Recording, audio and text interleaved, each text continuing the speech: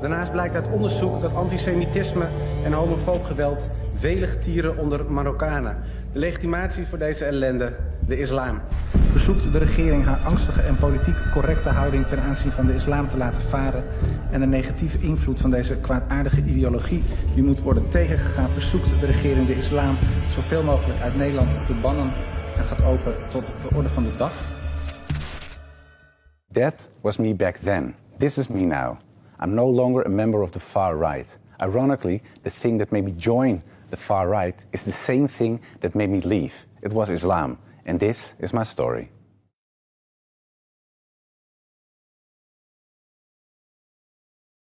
My name is Joram van Klaveren and I'm a former member of the Dutch Parliament who represented the Party for Freedom, the anti-Islamic nationalist party of Geert Wilders.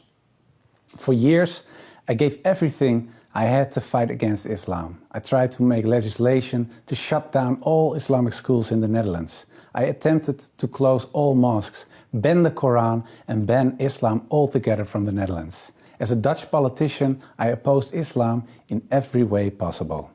Then, in 2017, I left Parliament and finally had the time to fulfill a long-held desire to write an anti-Islam book. I wanted a book that would provide conclusive theoretical groundings for all of the objections I held against Islam as a politician. My book would settle the dispute about Islam with a clear conclusion. Islam is a danger to Europe, to America, to the West and actually to the whole wide world. Before writing my book, my view about Islam was influenced by the conservative Protestant environment of my upbringing, in which other religions, and certainly Islam, was definitely seen as wayward and wrong.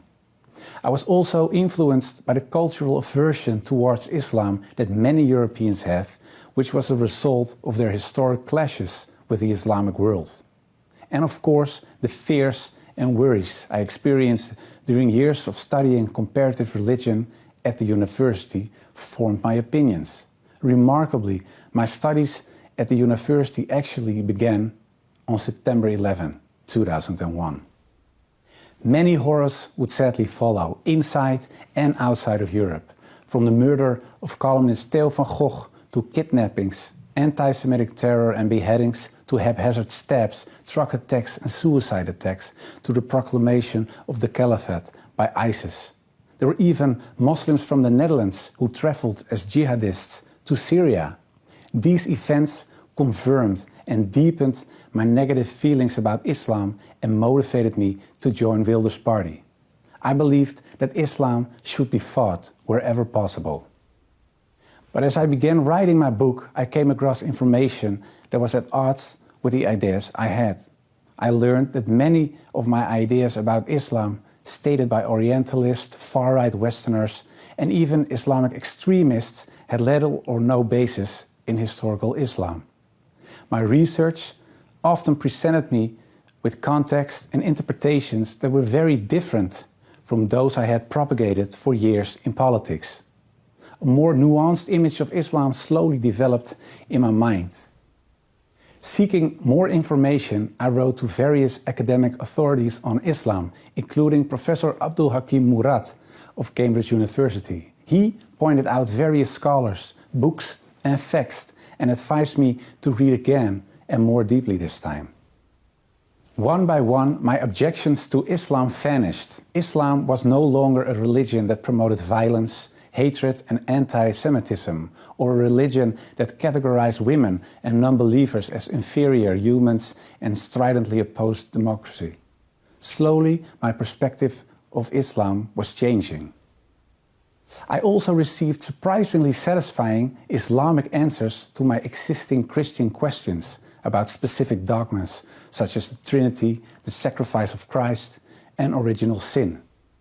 All that I was learning about Islam influenced my work on the book in such a way that it began to take on the character of a personal search for God. During this search, the person of Prophet Muhammad raised the most questions with me. Who was this man? A deceiver, an antichrist, or was he truly, as Muslims believe, the last prophet of God? I started to read again about his life, but now without the previous biases I had. And I saw a more than special man, a man with almost supernatural patience, care, love, guidance, and above all, dedication to his God and to his mission for justice. The arguments against his person and against his prophethood disappeared as I made a comparison with Old Testament prophets. In fact, I now understood what the 19th century historian Thomas Carlyle meant when he wrote, "The lies which well-meaning zeal has heaped around this man Muhammad are disgraceful to ourselves only." Like all radical ideologies, the far right is toxic too. It presents a reality that strips away all nuance. It answers real problems with lies, and it fights against a religion, Islam, that is not the enemy. The real enemies are a deficit of empathy and ignorance, like the great philosopher Socrates already said. So let us read, study and learn. Extremism is not the answer. My name is Joram van Klaveren for the Emir Stein Center.